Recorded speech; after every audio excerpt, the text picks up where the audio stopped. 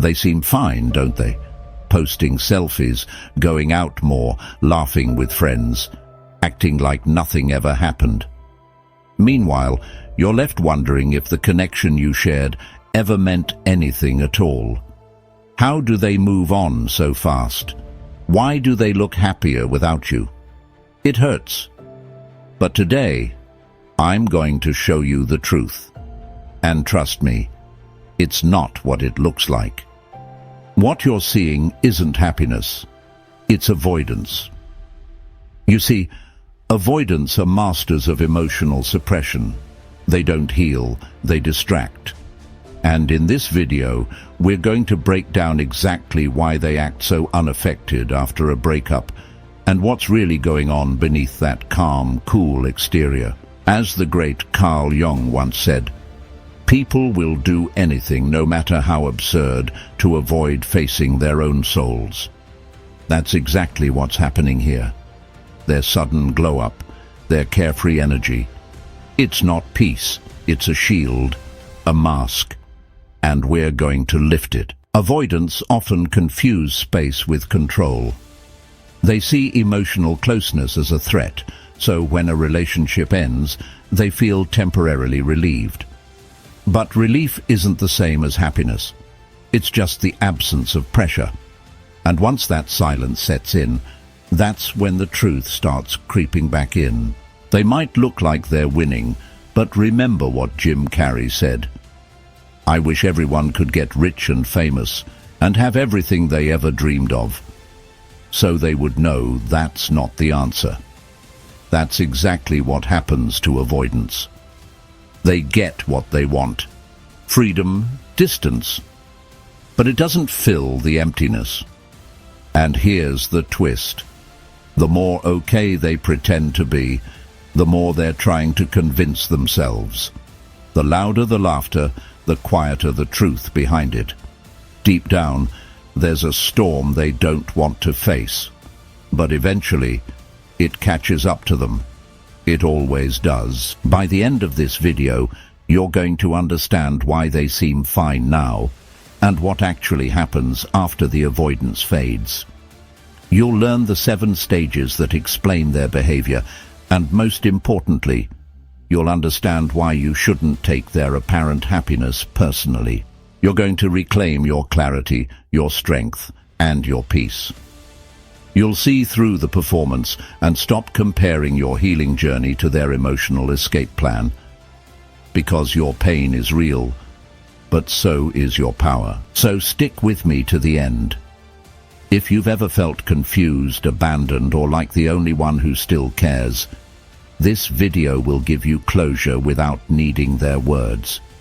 And maybe for the first time, you'll stop asking, why don't they miss me?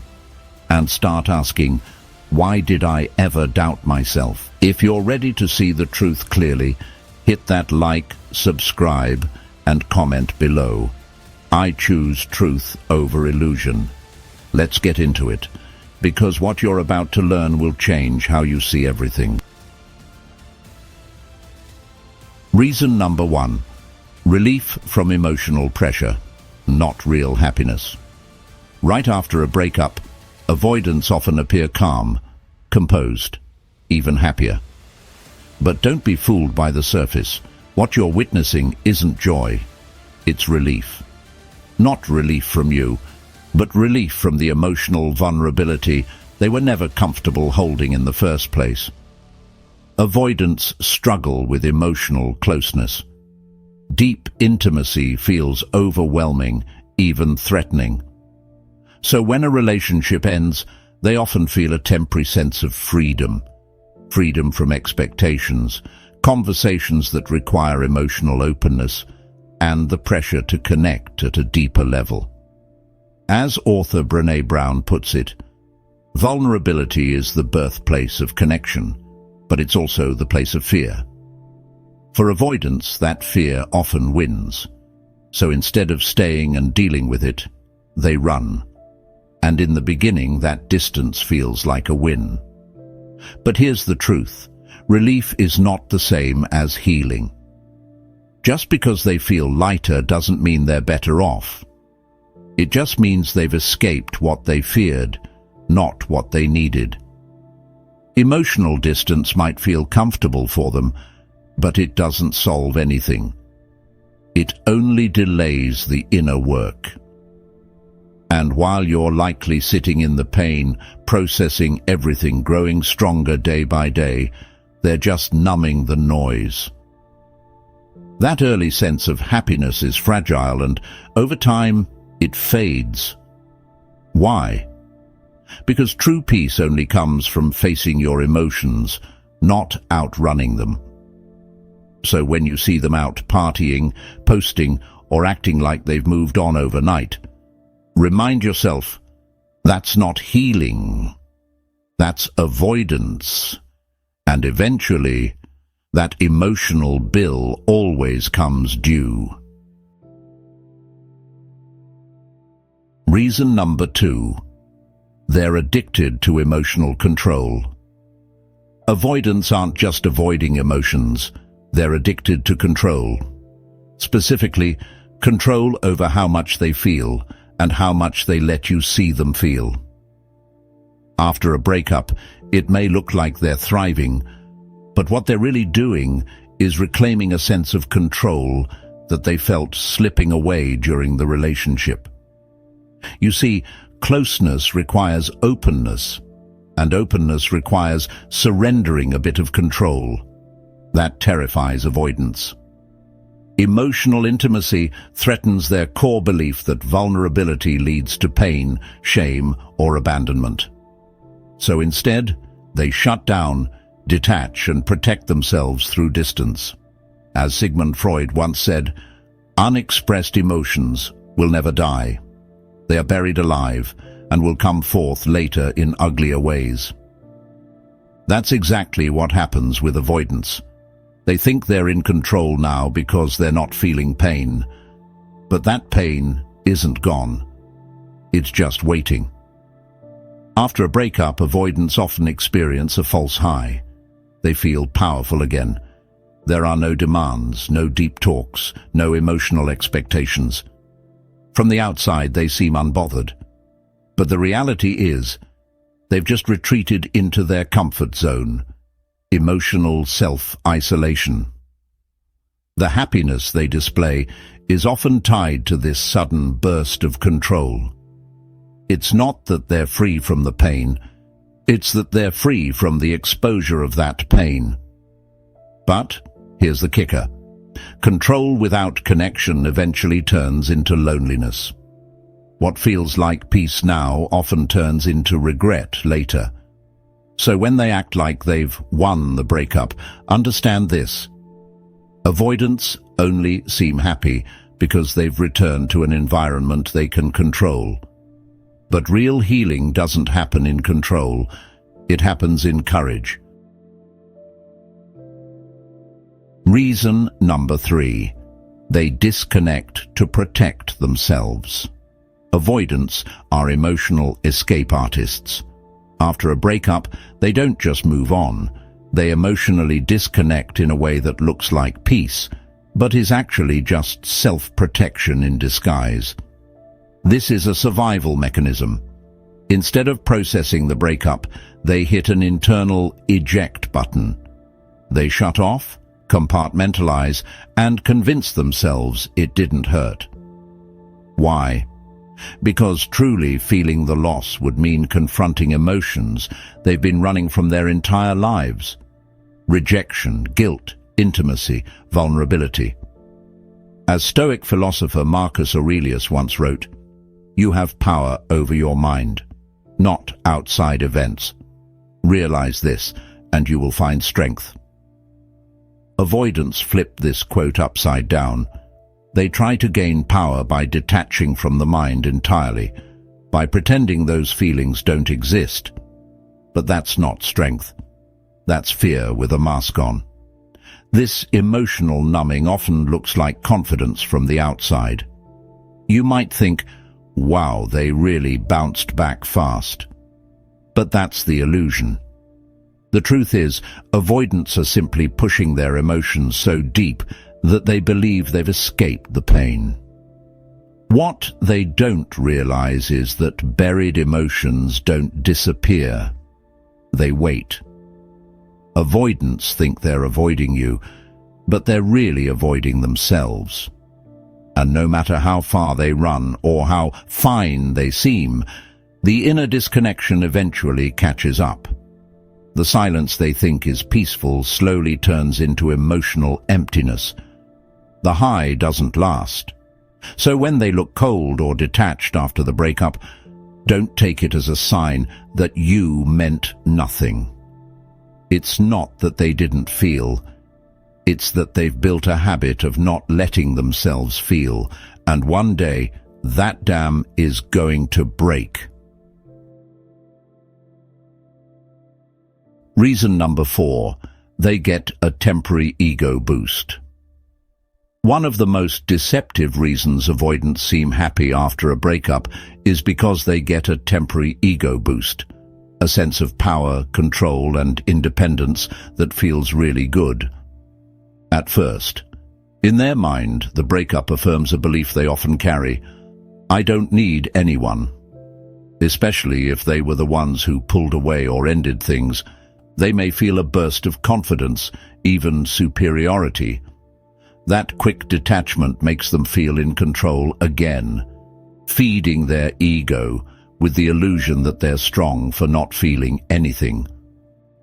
As the brilliant Eleanor Roosevelt once said, "No one can make you feel inferior without your consent." Avoidants twist this idea into something darker. They take pride in their emotional disconnection, as if feeling nothing is a sign of power. But it's not. True strength comes from feeling everything and still choosing to grow. You might see them glowing, flirting, diving into hobbies, or suddenly becoming hypersocial. This isn't random. It's often fueled by a subconscious need to prove to themselves and others that they're unfazed. It's a performance, one meant to distract from the growing emptiness they refuse to face. But here's the catch. The ego boost doesn't last. Because real self-worth isn't built on avoidance. It's built on self-awareness. When the attention fades and the distractions settle, they're still left alone with themselves. And that temporary high, it turns into a crash. So if you're watching them live it up while you're hurting, remember this. What they're feeling is not peace. It's a fragile spike in self-esteem. And the higher they go without grounding, the harder the fall will be when reality sets in. Reason number 5. They mistake distraction for healing. Avoidants are experts at staying busy after a breakup. You'll see them jumping into work, traveling, dating, partying, or diving into new hobbies like their life just got a refresh. But make no mistake, what they're doing isn't healing. It's escaping. To the avoidant, sitting still means facing feelings, and that's the last thing they want to do. So they fill their schedule, keep their phone buzzing, surround themselves with noise. Why? Because distraction creates the illusion of progress. It feels like they're moving on, but really they're just running away with more style. The great philosopher Blaise Pascal once said, "All of humanity's problems stem from man's inability to sit quietly in a room alone." That line could have been written specifically about avoidance. Their discomfort with stillness is a reflection of their discomfort with self. Silence scares them, not because it's empty, but because it's full of feelings they've buried for years. The danger here is that even they believe the distraction is working. They convince themselves they're thriving simply because they're busy. But healing doesn't come from motion. It comes from processing, from asking hard questions, from sitting in the discomfort long enough to grow through it. Meanwhile, you, who might still be feeling the pain, are doing the real work. You're growing, You're confronting the emotions they're running from. And even though it hurts, you're going somewhere they haven't yet dared to go, deeper into yourself. Eventually, all that distraction catches up to the avoidant. When the noise dies down and they realize they've been sprinting on a treadmill going nowhere, that's when the emotional weight hits them hard. And trust this, it always hits. Reason number 6. They confuse emotional numbness with strength. Avoidants are pros at shutting down their feelings, and for a while they truly believe that this emotional numbness is a form of strength. To them, not feeling equals not hurting, and when they don't hurt, they think they've won the breakup. But the truth is, numb isn't healed. It's just frozen. They haven't processed anything. They've just put their emotions on ice and convinced themselves that being unaffected means they're emotionally mature or resilient. But maturity isn't about avoiding pain. It's about being willing to face it. As philosopher Alain de Botton once said, emotional maturity is the ability to tolerate the gap between wish and reality without giving in to despair. Avoidants don't tolerate that gap. They deny it exists. And in doing so, they delay the emotional growth that would actually lead to long-term peace. This emotional freeze might make them seem stoic or even wise in the beginning. But over time, it becomes clear they're not stable. They're stuck. And what's worse, they often don't realize it until much later, when numbness turns into emotional isolation and strength turns into silence they can't escape. So while they may walk around acting like they're unshakable, remember this: true emotional strength isn't about being unbothered. It's about being honest with yourself. And that's the one thing avoidants tend to postpone for as long as they can. Reason number 7. They break down later, but in silence. This is the part most people never get to see, the crash. Avoidance may seem fine for weeks or even months after a breakup, but once the distractions fade, the silence catches up and the reality sets in. It hits them all at once, and in silence. Unlike someone who processes pain in real time, avoidants bottle everything up, and the longer they avoid those feelings, the more intense the breakdown becomes. But here's the thing: they'll almost never let anyone see it. They suffer quietly behind closed doors, because admitting they're hurting means confronting vulnerability, the very thing they've been running from. Famous author and Holocaust survivor Viktor Frankl once said, "When we are no longer able to change a situation, we are challenged to change ourselves." That's exactly the moment the avoidant dreads. The point where running isn't an option anymore, and the only path left is inward. That's when the real work begins, if they're brave enough to face it. By this time, they may look back at the relationship with new eyes. They remember the comfort, the safety, the connection they once devalued, but now, reaching out feels almost impossible, because it requires vulnerability, accountability, and emotional openness, all the things they've avoided from day one. So while you might think they never cared, the truth is, they're just late to the emotional reality you've already been sitting with. And when their crash comes, it often comes with shame, regret, and the deep understanding that you were their safe space, and they pushed it away. And by the time they realize it, you might already be gone, and healing, and thriving. So now you know what looks like happiness on the outside is often just avoidance, fear, and emotional delay on the inside. Avoidants don't skip heartbreak, they postpone it. They don't heal quickly, they just distract numb and suppress. But one truth always remains. You failed it first, but they'll feel it harder. And by the time they do, you'll already be rising. You're not weak for hurting. You're not broken for missing them. You're just someone who had the courage to feel, while they had the fear to flee. And that alone sets you apart. As Rumi once said, the wound is the place where the light enters you. So let this pain guide you, not define you. Let it be the beginning of your power, not the proof of your weakness. If you've made it this far, know this. You're not alone, and you're not crazy. You're just dealing with someone who never learned how to sit with their own emotions. And that's not your responsibility to fix.